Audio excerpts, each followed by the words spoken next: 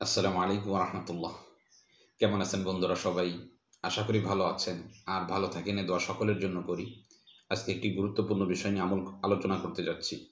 যে বিষয়টি সকলের জন্যই ফায়দাজনক হবে বলে আমি আল্লাহ তাআলার কাছে আশাবাদী। বিষয়টির পূর্বে একটি সুসংবাদ হলো 15 জুলাই থেকে শুরু হতে যাচ্ছে আমাদের তদবির শিক্ষা কোর্স। কোর্সে ভর্তি কার্যক্রম চলতেছে। যে সমস্ত বন্ধুরা ভর্তি হতে আগ্রহী তারা ডিসপ্লেতে দেওয়া নাম্বারে যোগাযোগ করে ভর্তি হয়ে যাবেন ইনশাআল্লাহ। আজকের আলোচনা হলো সূরা ইয়াসিনের বিশেষ একটি আমল, যেই আমলের মাধ্যমে আমরা বিভিন্ন রোগের সমস্যার সমাধান করতে পারি। আমলের পূর্বেই মনে রাখার কথা হলো আপনার সূরা ইয়াসিনের প্রথমে জাকাত আদায় করে নিতে হবে।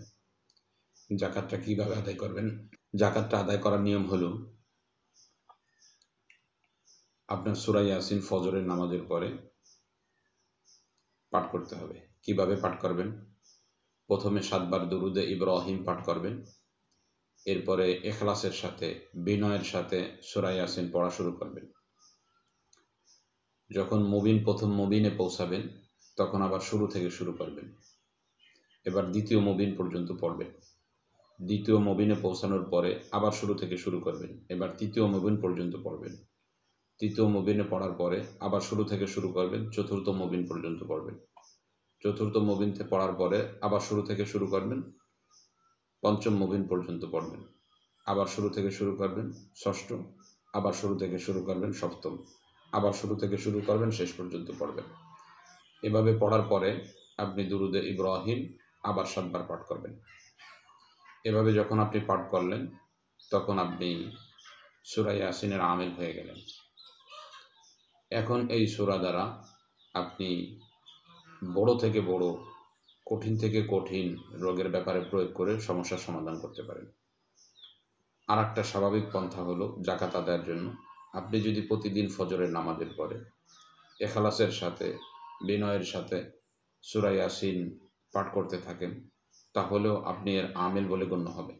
তবে বাদ দেওয়া যাবে না, এটা মনে রাখতে হবে। এরপরে এটা যখন আপনার শেষ হয়ে যাবে তো আপনি এটা কোন পন্থায় প্রয়োগ করলে ফায়দা পাবেন এবং কি কি কাজে ফায়দা পাবেন চলুন জেনে নিই।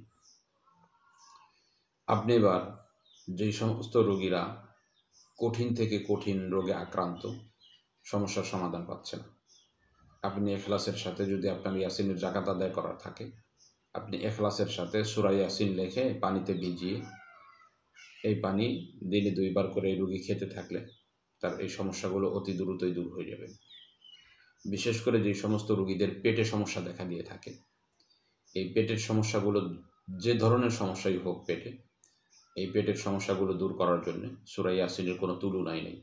আপনি জাকাত আদায়ের পরে লিখে যদি পানিতে ভিজাই খেতে দেন, পেটের যে কোনো সমস্যা হোক এটা চলে যাবে এবং তার পেটের মধ্যে আল্লাহ তাআলার পক্ষ থেকে বরকত প্রবেশ করবে এবং নূর প্রবেশ করবে, যার কারণে সে এক আলাদা অনুভূতি অনুভব করতে পারবে।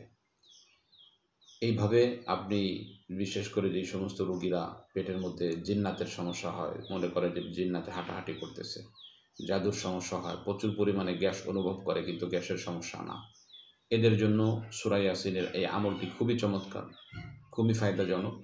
ইখলাসের সাথে করলে আশা করা যায় তার এই সমস্যাগুলো দূর হবে ইনশাআল্লাহ। তো আজকে পর্যন্তই, দেখা হবে অন্য কোনো দিন অন্য কোনো বিষয় নিয়ে। আসসালামু আলাইকুম ওয়া রাহমাতুল্লাহ।